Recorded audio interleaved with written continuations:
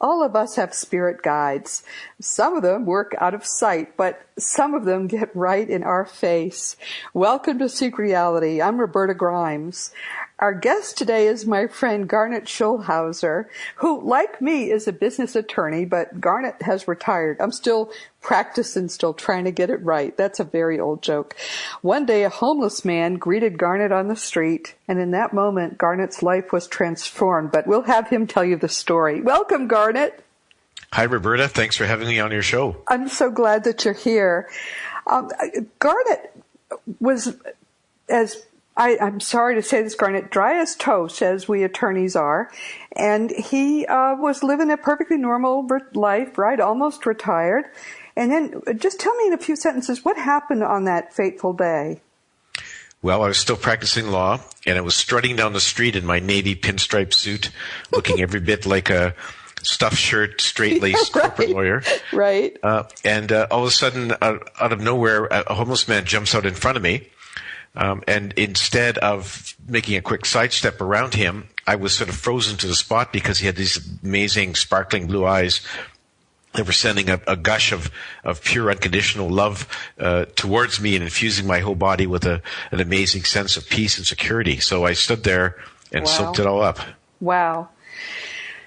Wow. And this gentleman who you said smelled like dead fish, was that what you said?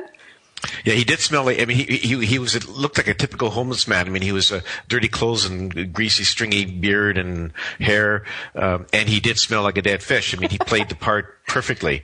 I was totally fooled and initially thought that he was a homeless man, but a very different kind of homeless man.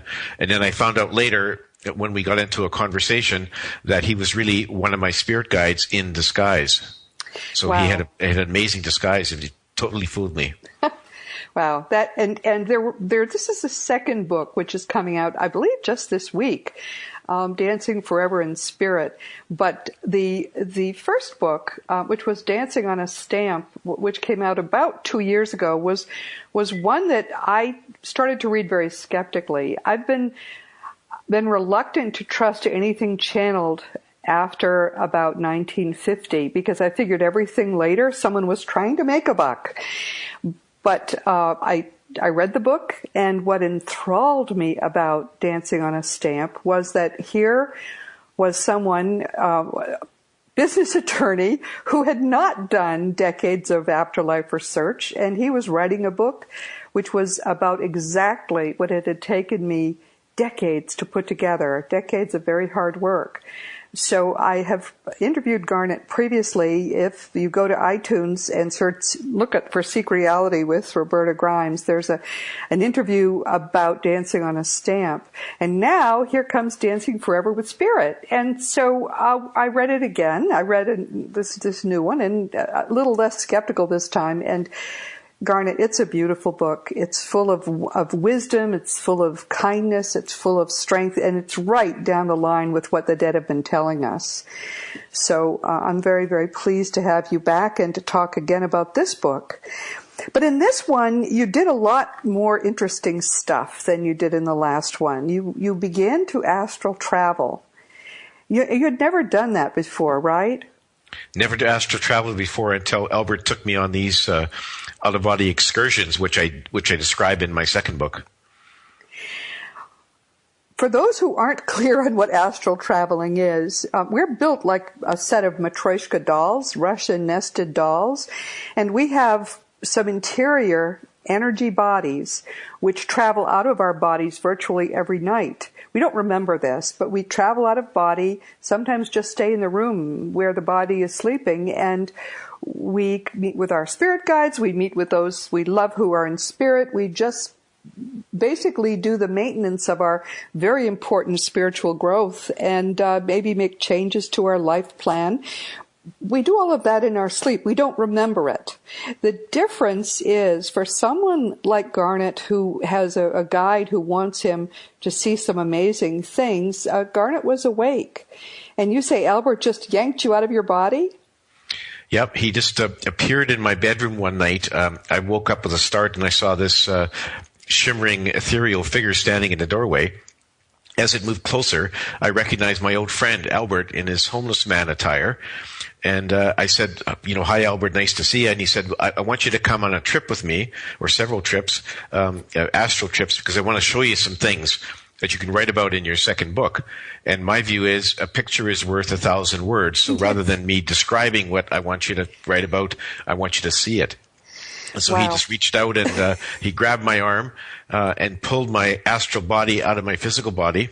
I turned around and looked behind, and there my body was still laying in bed, sleeping beside my wife and little dog. And he said, "You ready to go?" And I said, "Yep." And he just I followed his lead, and we rose up through the ceiling, up through the clouds, and stopped at a point high above Earth where he let me turn around and look at our beautiful planet floating there in the starry background. So it was really quite an amazing start to a series of adventures that went on for several months after that. Wow. Yeah, and you were only a little afraid, you say? I was a bit apprehensive initially because the first time I remember, you're right, we all astral travel at night, but we don't remember it. No. So this is the first time I was sort of consciously aware of it. And I looked back and I thought, I wonder if I'm going to ever get back into my body.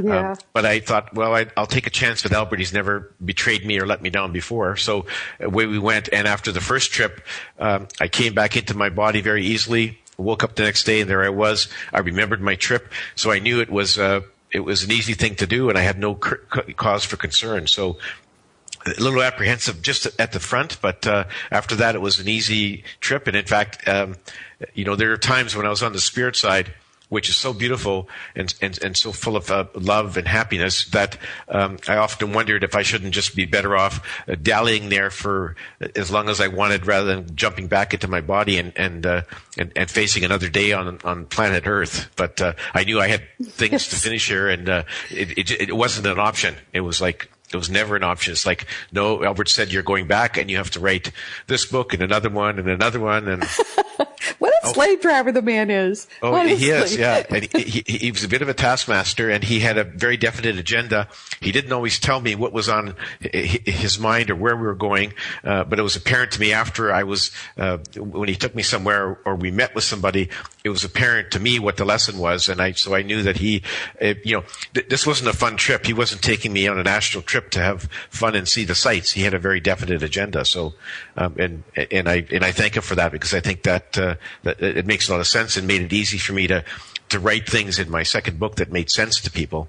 What was he trying to show you, just briefly? What was in the beginning? As I recall, there were a series of lessons he tried to give you with this astral traveling. What was the first one? Well, the first one was, and this arose when he took me to visit the Council of Wise Ones, is the message was, humanity has really progressed a lot. They've advanced a lot since the Stone Age days, and they have great advanced technology, but they haven't advanced in pace with their spirit or their emotional intelligence or spiritual intelligence. And so that means that where we are now is at a stage that was very similar to a lot of other advanced civilizations in Earth's past, like Atlantis and Lemurius and some of the other civilizations that we're not even aware of, but they also did the same thing. They advanced up to a high state of development and then ended up crashing and burning for various reasons. And he said that our civilization is at a similar point, and he really wanted us to, he was really trying to help humanity get over the next step so that we could expand our consciousness, get rid of our negative emotions, and embrace love as fully as we could, so that we wouldn't destroy ourselves, because we have weapons of mass destruction, as you know, and if we're not careful about what we do with them, we could destroy all life on Earth, including all humans. So the message from the council was, okay, guys, you really have to bear Shape down. Up. Yeah. And get your act together, because if you end up destroying yourselves, we cannot directly interfere, and your extraterrestrial friends cannot do that. So it's up to you. And what we're trying to do is send a bunch of messages, channel messages to people on Earth. You're one of them. They said to me, there's various other people like Roberta. You're one of them for sure. I know. And we need to spread the message to humanity that we need to get rid of our negative emotions, our fear, and we need to embrace love. And if we can do that, we'll get past this crucial point in our development. One of the things that interests me about this story, which is why I wanted you to sort of tell it, is that repeatedly in recent years, I've come across essentially the same message from different places in different ways. What seems to have happened, and I don't say this as any kind of fact, I just think this is what's going on, is that we sort of scared the Dickens out of those who care for this planet, the beings not in bodies who care for this planet. When we exploded the atomic bombs during the Second World War, and at that point, a plan was put into place to elevate the consciousness of the planet, to teach us to grow spiritually, because we had basically advanced, as you say, technologically to the point where we could destroy everything, and yet we had not advanced spiritually. So we were just a loose cannon. One of the things that's suggested is that the reason we haven't had another nuclear war is that they've been prevented. There are stories of rocket tests and other sort of weapons tests in which a rocket would come out of nowhere and take out the one that was being tested. And there are eyewitness accounts of this kind of thing. I don't know if it's happening, but it's kind of surprising if you stop and think about it, that it's been 60, almost 70 years since atomic bombs were used in warfare, and that's not happened since. And that's true even though we have frankly, a number of nuclear countries that have bombs that could explode them. And these people have been cranky and easily able to persuade to use the bombs, and yet it hasn't happened. So much as they're telling us, and again through Albert and over, they're telling us, it's your problem, you have to fix it. There does seem to be now a great deal of help on this planet, which is a wonderful thing. And these are astral beings who have lived on Earth and now are in what you call the spirit side, and what others call just the afterlife levels at very high level. And there also are what we think of as extraterrestrials, which I refuse to talk about, but nonetheless, apparently they're there, and it does seem to be working. I've talked at other times on these podcasts about the fact that very quickly people are accepting this information. If this book, and you said this too, Garnet, if you had published your book 10, 15 years ago, well, you probably wouldn't have, would you? You were just unable to even contemplate doing something like this. But things are changing. Yeah, they have changed. And Albert was quick to point out that even though it seems like we've got a long ways to go, we've actually come a long ways in the last 30 or 40 years. And he was right. He said to me, in the 70s, I would not have written my book, and if I had, nobody would have read it. Yes. And I certainly wouldn't be on any. You would have had a radio show like you do, and I wouldn't have been on it. And so right. we've moved a lot, and we're getting a lot of help actually from the spirit realm, because they recognize the problem, as you said, when we exploded the atomic bomb in the end of the Second World War. It's like this was sort of like a red flag going up for them, and it's like, well, we really need to help these guys now. It's at a crucial crossroads. And so they help us by sending, in the last while, they've been sending, asking for volunteers from very advanced spirit souls, to asking if they would incarnate on Earth and live among us and try to help us through their teachings, through their presence, through the energy they give off.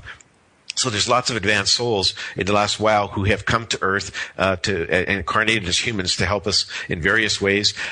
Spirits also send us messages all the time. I get direct messages from Albert, and he asked me to write a book about his messages and about our travels.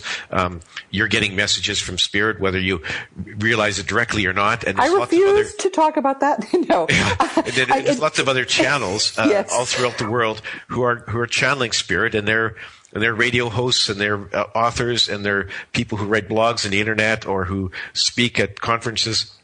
And so the message is spreading out, and the council said that they're basically in a full court press right now to try to spread the message through various messengers so that the humanity itself can sort of realize where they are and make a big change. And our extraterrestrial friends, and there's lots of them, and they've been watching us for eons since the dawn of time. They still are watching us, and they help us as well. Some of them actually disguise themselves as humans and live among us, and they try to do the same thing as the spirit realm was doing. And they've also helped us by sending us telepathic messages. You say it's a wonder why we haven't blown ourselves up yet. Well, there's a lot of people on the spirit realm and from the ETs who are constantly sending messages to the leaders of the countries who have the capability to blow us up, really working hard to send them positive messages and to discourage conflict and pushing the button on the nuclear rockets to cause us all to go to hell in a handbasket. So they're really working hard. What they can't do, according to Albert, is like the ETs. They have a very advanced technology. They could, if they were allowed, they could just wipe out our nuclear weapons and our other weapons. They're not allowed to do that. Not sort of a direct and that's interesting. What is happening? By the way, I was teasing when I said I refused to talk about my getting messages, but indeed, my work is very different from yours and from many others in that I'm purely based in what the evidence tells us, and trying very hard not to be psychic, be a channel, be any of those things. I'm just looking at the scientific facts. And the scientific facts alone are very, very compelling that all of this is true. But as you say, different people are on different missions. I hear from them now daily, people who either have found me through podcasts or in other ways, and I can tell just from the way that they're working on their own spiritual growth that they have their own part to play in this. And anyone who's listening now probably has a part to play as well. Because what seems to be happening is that this is not meant to be top down. It's not meant to be that someone becomes, or three people become very famous and they sort of enlighten the world. Instead, what seems to be happening is that we are spreading among ourselves these truths, and they're resonating with people, and then those people are spreading them to more people. And it's happening fast. It is just such a joy to be watching it happen and to have a little tiny, tiny part to play, which Garnet, you and I both have.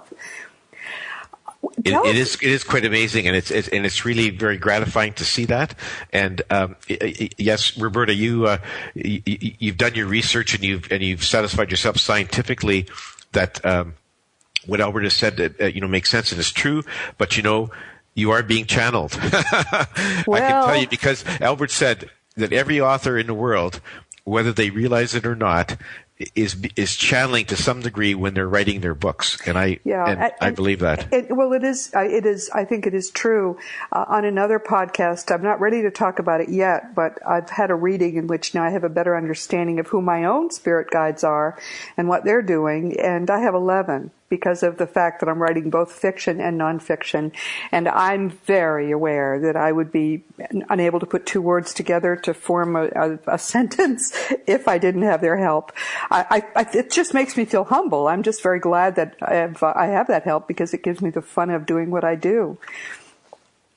Yeah, no, and that's absolutely, it's great. 11 is a large number. Yes, it's a crowd.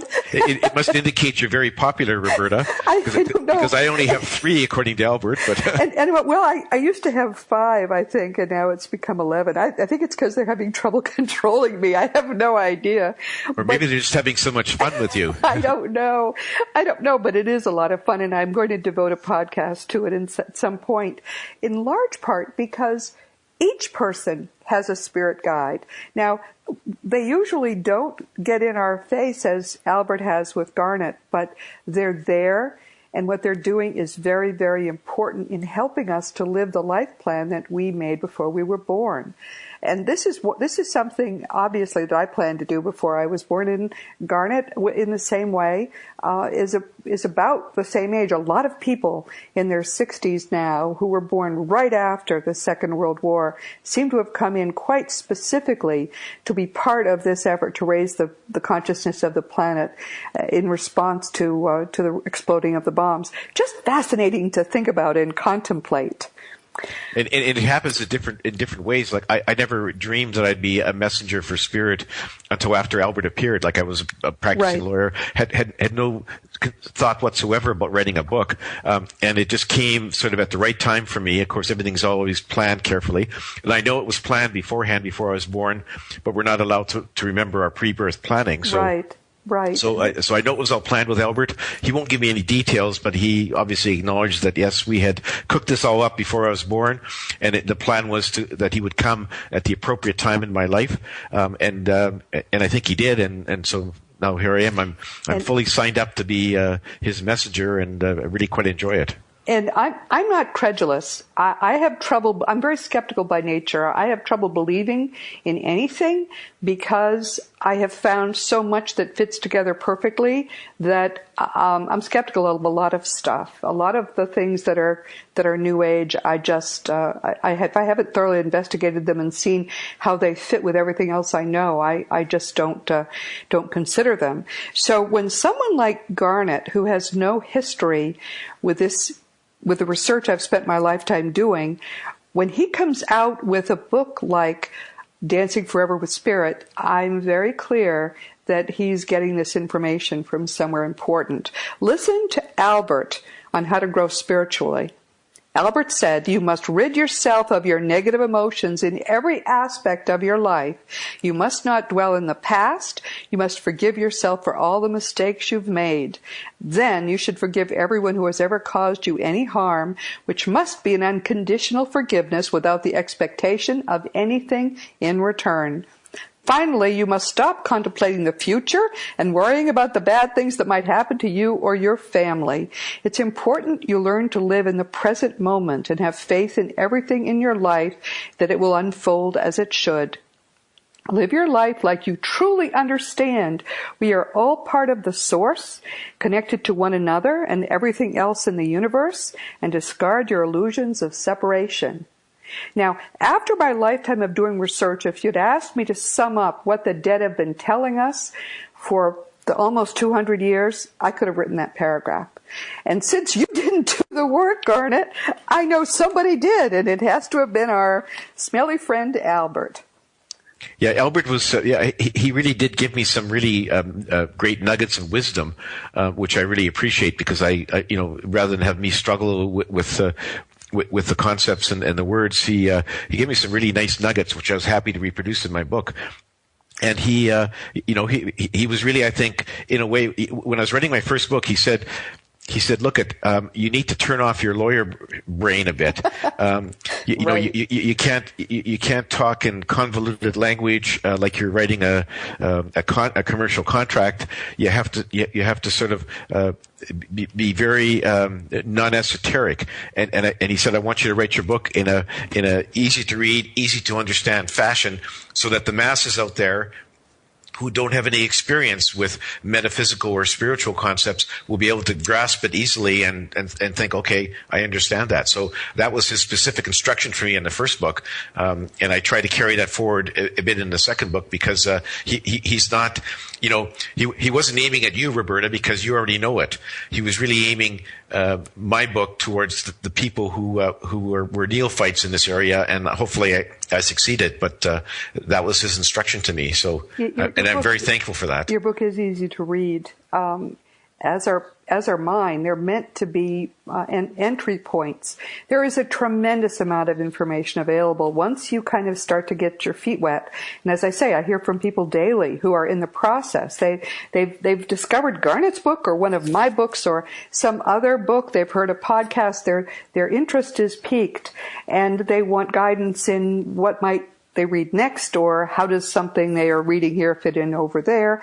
It's a joy to me to get these emails and to give them a little help, because this is a privilege. To be able to help people to discover the truth about their own glorious eternal selves is just the best fun you could possibly have. I should just pause for a moment and say this is Seek Reality with Roberta Grimes. My own books are The Fun of Dying and The Fun of Staying in Touch.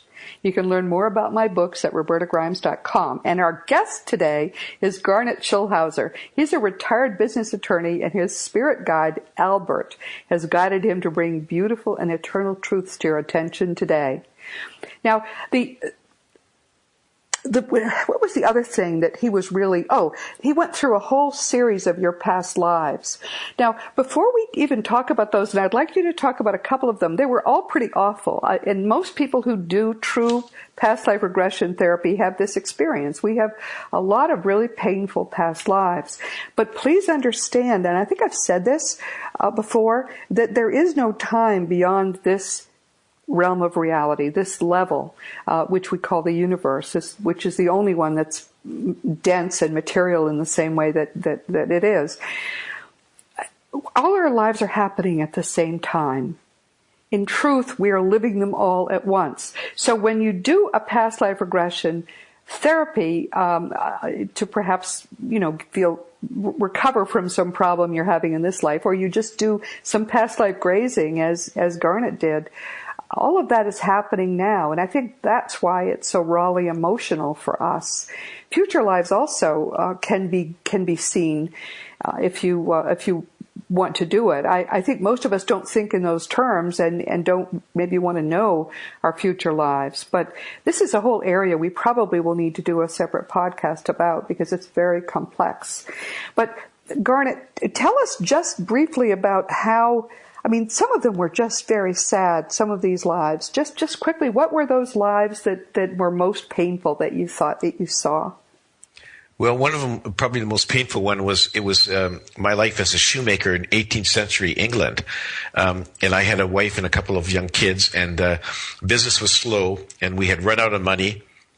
And we were living in a flat above my shop, and winter was coming, and we didn't have any fuel for the stove.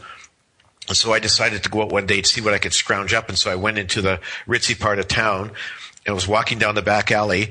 And there I saw on the back step of one of these large houses was a bucket full of apples that were sort of bruised and blemished a bit. And I surmised that the people who lived there didn't want to eat a bruised apple. And so they'd been put out there probably for a nearby farmer to pick up to feed to the hogs. And so I thought, well, what harm could it be if I take some? So I sort of snuck through the yard, got up to the bucket, put 6 of them in my pocket, and turned to leave. And all of a sudden, there was a hand grabbing my shoulder, spun me around. It was one of the chefs in the kitchen, who then immediately got some help, and they wrestled me to the ground, called the local police. I was picked up, thrown into jail. And my wife and family had no idea what happened to me. I could not communicate with them. And about a week later, I appeared in front of the magistrate. And despite the fact I said I was stealing these to feed my family, didn't wash with the magistrate, and I was sentenced to hang, if you can imagine, to hang for stealing 6 apples. They were bruised. They were rejected by the owners. In any event, that was the law back then, and so. A few days later, I was marched up to the gallows. They put a noose around my neck and a cloak over my head. And the executioner pulled the trapdoor. I dropped down and I was hung. And so that was kind of painful to watch, even though watching it where I was, I knew that my soul survived because obviously I was still here. There you were, right. But it was a painful experience to watch. And then there's a few more. I don't know if you want me to go on or not, Roberta. Well, I just want to relate this to another thing that happened that he took you to see. Your family then died that winter. They had no support, and your wife and children also died. So this was a tragedy for a whole little family in 18th century England. Very sad. But then he took you to a modern place in Africa. What did you see there? You mean in terms of my past lives, or in terms of watching the massacres of the animals? Well, wasn't there a situation where there was a woman who had a child who had died? No, it was a case of where I was a young girl in India in early 20th century. That's Is that right. the one? That's right. Yeah. Yes. Okay. Yeah. So in that scene, I was a young, a teenage girl in a wealthy merchant family in 20th century India, and when the scene opened up, there was an argument between myself and my parents had arranged a marriage for me with the son of another wealthy merchant family, and arranged marriages were very important for them in those days, and that's how most young girls were married. But I was rebellious, and I really argued with my parents, saying I'd rather marry somebody that I love rather than somebody I don't even know. Oh, you're romantic, Garnet. Aren't you romantic? So, in any event, the argument went on for a long time, and even though I ran up the stairs to my bedroom and cried my eyes out, nobody came to console me, and my parents were very set that I was going to go through with this marriage. And so, despite all my pleas, they refused to budge, and so I decided I had to take matters into my own hands. So I wrote them a nice note saying I couldn't put up with this arranged marriage stuff, and I packed a little knapsack and I left my room, left the house in the middle of the night, and I hid away in a boarding house, try to keep out of sight. My mother and father, when they saw the note, were enraged. They weren't concerned about my welfare, but they were concerned about their honor and the fact that I wasn't going to marry the person that they had arranged me to marry. Anyway, to make a long story short, eventually my landlady figured out who I was, told my father. He came into my room, and instead of saying, "Oh, it's nice to see you again. We love you very much," he pulled out his knife and stabbed me to death. And there I was. The last thing I saw was my father's enraged face as he repeatedly stabbed me, and he did so because he felt his honor had been so breached by my failure to marry this young guy that he had no other choice. And the lesson there clearly to everyone is that that he was suffering from false honor. And false honor can be very hurtful to other people in your family, to others around you, and it's a very divisive kind of emotion, totally unnecessary, and that still goes on to some degree today. Yes. I mean, in North America, we don't have arranged marriages. I don't think, not typically. I think they still do to some degree in some countries, and it's a horrible thing to not only to try to force people to marry, but to have a reaction. In other words, a father killing his only daughter because she refused to marry someone through an arranged marriage. So it was horrible. Well, are we seeing a pattern here? Most people who have past life regressions are regressed to the period around their deaths. We don't get to see the happy periods and the lovely things. We get to see tragedies like this, and there are others that Garnet could recount as well. And if you listening, if you decide that you'd like to do some past life regressions, there are many therapists who can do it for you, and you're going to have the same experience. I've done it twice, and that's it. I don't want to see any more bad things happen to me. But all of these situations are kinds of problems that people need to overcome. We as a species need to overcome these problems. We need to overcome the greed and selfishness that would allow a young family to starve to death, that would kill someone over 6 apples. And we need to overcome this absurd, misplaced sense of honor that would make people murder their own child. There are other, as I say, over and over, that's what Garnet had happened to him. We've all had, according to the people who seem to know what they're talking about, we've apparently all had many lifetimes, hundreds in some cases. And they're all like this. They're all regular people. Nobody was Cleopatra. Nobody was Napoleon. They're all regular people living what are often short and tragic lives because humanity needs to progress past all of these disasters, all of these limitations on our spirit, which keep us from growing. And I think that's perhaps the most hopeful thing about this time. Yes, we still have selfishness, we still have poverty and tragedies of this sort. but we don't, and honor killings too. But at least we know the difference now. We know what's right and what's wrong. And I think don't you think that's hopeful now? I mean, isn't that part of what's hopeful about this century? Oh, absolutely, and we've come a long ways, as I've said before. We're progressing at a really nice pace, but we need to sort of pick up the speed a bit and get there a little sooner. But these past lives that Albert showed me, it wasn't sort of just out of my curiosity. I was, I didn't get to choose them. He chose them. He chose the snippets of my various lives that would teach me a lesson and perhaps pass a lesson on to the readers of my book. So he was very careful about how he did it. And they weren't all horrible. There was a couple that turned out nicely, but even there was a lesson to be learned. Yes. It's quite fascinating. I mean, when, the Akashic records, as you know, have the complete records of every life that's ever been lived. And when we cross over to the spirit side, we can go there and view every one of our lives if we choose, or view other people's lives. It's really quite an amazing place. But I wasn't allowed that luxury. Albert just sort of said, look, here's 4 or 5. Now, come on, we got to go, and we have something else to do. So, but it was really quite interesting. And the only good thing about watching some of those horrible lives was that I knew I was just watching a past life, and I didn't really die. Yes. I wasn't really killed, only in a physical sense, and my soul survived. But it was quite a learning lesson for sure. And even people who have seen that they had relatively nice lives, very often will see in the regression that they have some horrible thing that they did totally heedlessly, and that again, it brings you up short. I found it just too emotionally wrenching to do past life regressions. But you're brave, Garnet, so you went and did it. But now you got to watch a very important person's life, some key aspects of a very important person's life. Tell us about that. Tell us about the wedding. Oh, right. Okay. Well, I've always been curious about Jesus because I was raised as a Roman Catholic, and of course Jesus is very central to that religion.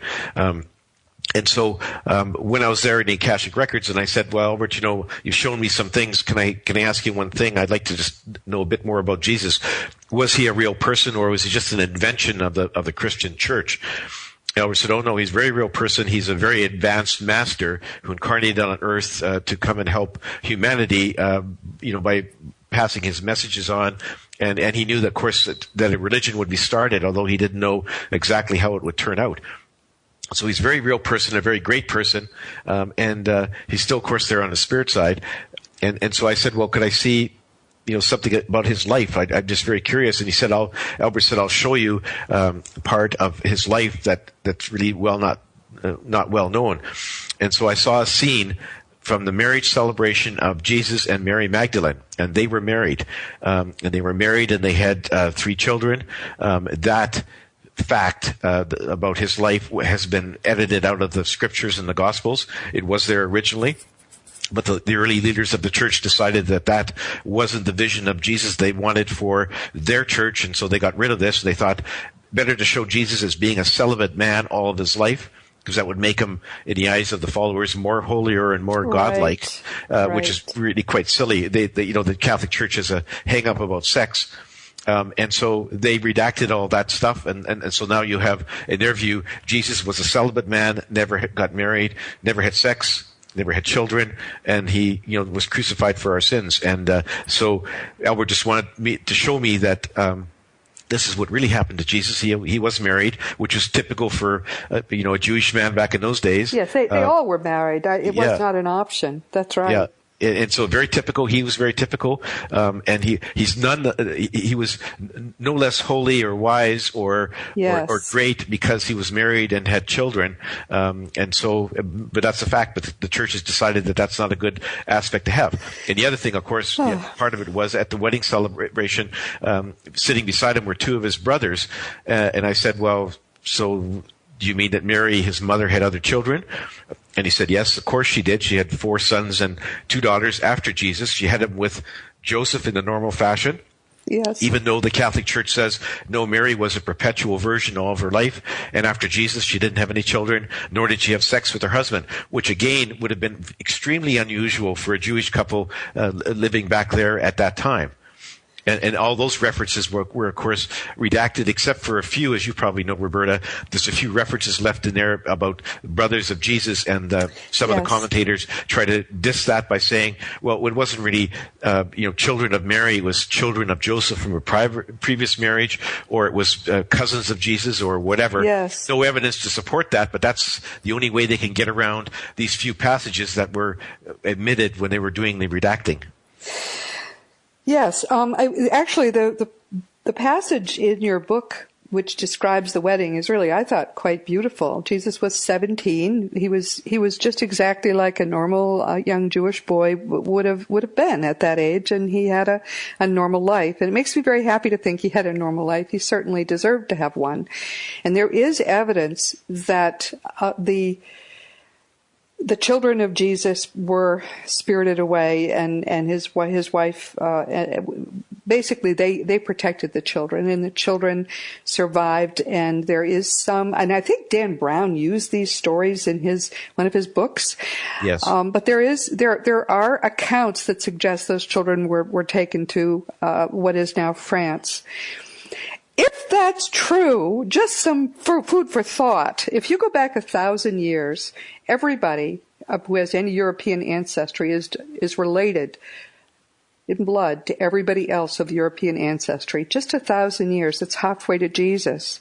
So if you are of European ancestry, it seems to be more likely than not that you also are related by blood to Jesus. So that, I think, makes you feel closer to him than the thought that he was some holy, unattainable figure. He was not. He was a glorious, glorious teacher.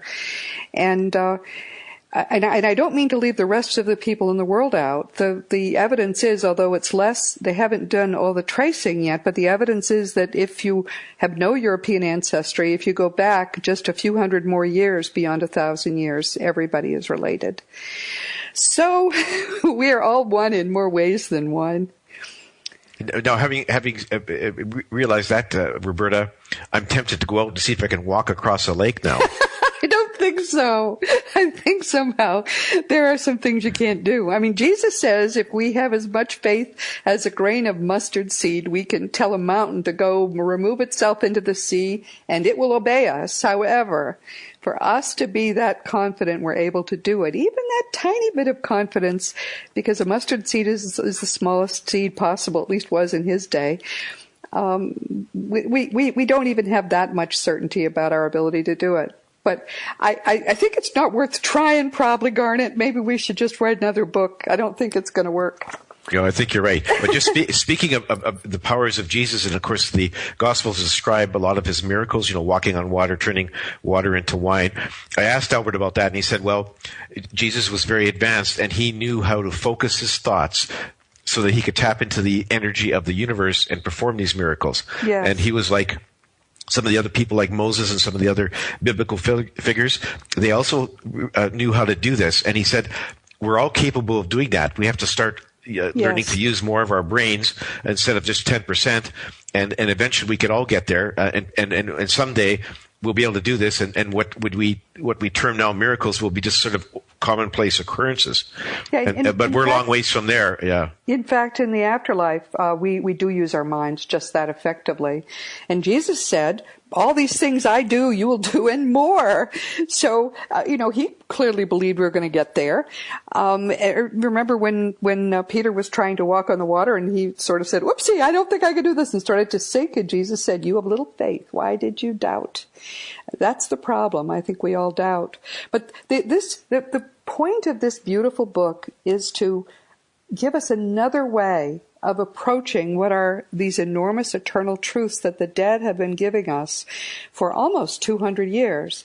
If you read Afterlife Evidence, it comes to you piecemeal. Each of the communications give you a little more information, and you put them together, and you have these glorious central truths. If you read what our friend, oh, by the way, Albert's a card too. He has a sense of humor. If you read what Albert has to say, it's a shortcut, just as the fun of dying is a shortcut toward getting all of these facts together, so you begin to better understand what's going on. And when is the next one coming out? Because there will be this week we have the fun of the Dancing Forever with Spirit. Sorry, what's the next one? When is the next one coming out? Well, the next one was accepted for publishing about a month ago by my publisher. It's called Dance of Heavenly Bliss. And I expect it'll be released sometime later this year or maybe early in 2016. Wow. So it's coming fast. And that book is a sequel to the first two. And the third book is a description of more astral adventures with Albert. And Albert takes me to see different places in the universe, to interview different people on the spirit side who have had human incarnations. So it's really quite it was a fascinating trip for me. Again, everything I see and every person I interview, there's a bit of wisdom there to be learned. There's an experience for people, a lesson to be learned for people who are reading the book. So I'm really quite excited about it. And I feel that my third book is actually better than the first two, Roberta, but time will tell. Well, I look forward to reading that one, and then we'll have to have you back. I'd love to be back. Now, I often talk about the wonderful Academy for Spiritual and Consciousness Studies conference that's going to happen in September of 2015, and I decided I really ought to talk with the person who really knows what's going on. So we're just going to spend a few minutes talking with R. Craig Hogan, who is my co-chair and is terrific. He's the genius behind this conference. Welcome, Craig, and please tell us why we should go to Scottsdale, Arizona in September of 2015. Yeah, hi, Roberta. It's going to be exciting. What we've done is we've made a real effort to bring together people who can talk about what we really know today about the afterlife, because we know so much, and most people don't realize that. And so we brought them together, and they're going to be speaking on topics having to do with the entire process of the afterlife, beginning with the transition, what happens just before a person makes the transition, the visions that they see. Carla Wills Brandon, who is a researcher in the visions that people see before they make the transition, is going to be there.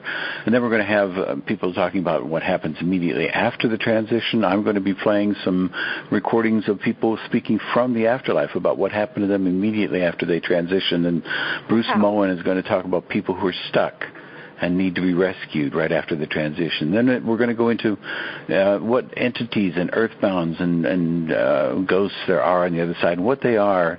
Rosemary Ellen Guile is going to be there. She's an author of over 50 books on the subject. And Peter Wright is going to be talking about earthbound spirits and ghosts. And we have a psychotherapist named Ellie Pichette, who's going to be talking about what we need to know about spirit possession, what happens in that area in the afterlife. So we're going to be talking about that, and then we're going to talk about how angels and our loved ones communicate with us from the other side, what they're doing over there to communicate, and how it is difficult for them, but at the same time they can come through. And Savannah Wiley, who's a hospice worker, is going to be speaking, and Suzanne Wilson, extremely talented medium, will talk about how our guides, helpers, and beneficial entities communicate with us. And Jamie Cherndorf, who is Dr. Love, known very widely throughout the United States as Dr. Love, is going to talk about how our loved ones work to reconnect and heal unfinished business from the other side. And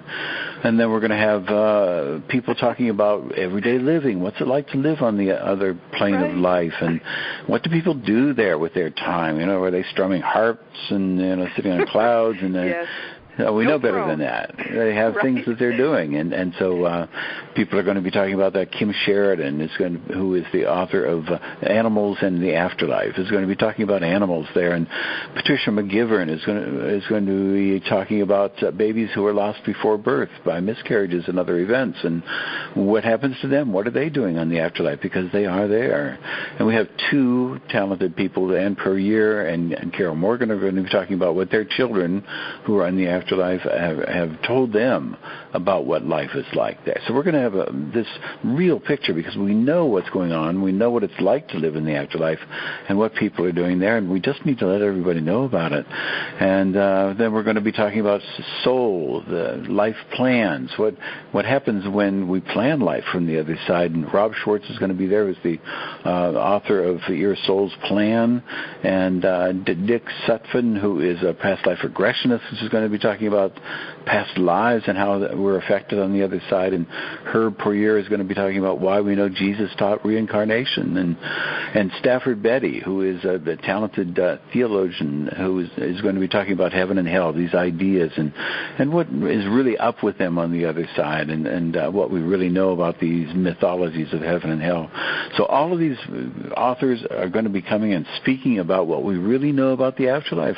Anybody who comes to the conference is going to understand what it's like to make the transition, and then what happens afterwards, and what it's like to live in the afterlife. And that's the purpose of this conference, to be able to bring this to people. Yeah, it's exciting. And we have a couple of all-stars. Who are the, just very briefly, because we're sort of going to run out of time here in a second, but I just want people to know all the reasons to come to Scottsdale. Who are the all-stars that are going to be there? We're going to have... Everybody is a star, but who are the two that are big hits? Yeah, we have some really big hits. We have Gary Schwartz, who is the well-known professor and researcher in the afterlife, who's going to be speaking. David Thompson, who is one of the only materialization mediums today. In other words, he's a medium who sits and during the seance, people materialize, and they loved ones speak to them, to their loved ones on this side. And he's going to be actually doing 2 seances, and he's going to be giving a trance demonstration. So he'll have his control, who is William Cadwell, who's been dead for 200 years, will come through and speak to the whole conference. And then we're going to have a special guest who's going to be attending, is George Norrie, Coast to Coast AM, and he's going to be coming in on Saturday, and he's going to be attending, and he will be there. So it's going to be an exciting time. So this is going to be a blow the doors off fantastic time. Anyone who's remotely interested in better understanding the afterlife should look into this seriously. Go to ascsi.org and click on the Scottsdale Conference. It's going to be September 25th to 27th, and there are other activities before and after those dates, but September 25th to 27th. And I hope if you come to the conference, please let me know that you've heard me this podcast, because I'd love to meet you. Thank you so much, Craig. I'm so excited about this. And now I'm sad to say we've run out of time, but bless you, dear, and I will talk to you soon. I'll talk to you soon. This has been Seek Reality with Roberta Grimes. You are a powerful, eternal being. You never began and you never will end. And when you fully grasp all the implications of that fact, it's going to change everything in your life. If you'd like to learn more of the amazing things we're learning about our one reality, past episodes of Seek Reality are available for free on iTunes. Just search there on Seek Reality with Roberta Grimes. Of course, you already know my nonfiction books are The Fun of Dying, Find Out What Really Happens Next, and The Fun of Staying in Touch, which explores all the ways that our dead loved ones are giving us signs right now of their survival, and some of the amazing and cutting-edge ways we're learning to get in touch with them. Very soon, we're going to have direct conversations with the dead, and that is when the whole world is going to change. We'll be having someone on in a few weeks who's going to tell us the state of that art. You'll find details about all my books and my blog at robertagrimes.com. And if you want to contact me, you can contact me through the website. I do answer emails. Our guest next week will be Diane Collins. Diane's wonderful book, Do You Quantum Think?, is a recipe for using the power of your mind to transform your life. Diane, I've had Diane, I think, twice before as a guest on podcasts, and she's always really an exciting person to listen to. Her ideas are just brilliant, and they work. Our guest today has been Garnet Schulhauser. His book about the extraordinary wisdom of his spirit guide, Albert, is Dancing Forever with Spirit. Now, today we've been talking about Garnet's journey. But now, what about your own journey? You have a spirit guide, or 2 or 3, or in my case, because I guess they find me hard to deal with, 11. You have spirit guides who are devoting their lifetime actually your lifetime, their time with you in this lifetime, to helping you make the most of who you are. Whatever your journey may be, I hope you're listening to your spirit guides, and there are ways you can get better in touch with them. Maybe there's a spirit guide waiting around the corner to help you to transform your life in ways that will allow you to make a wonderful difference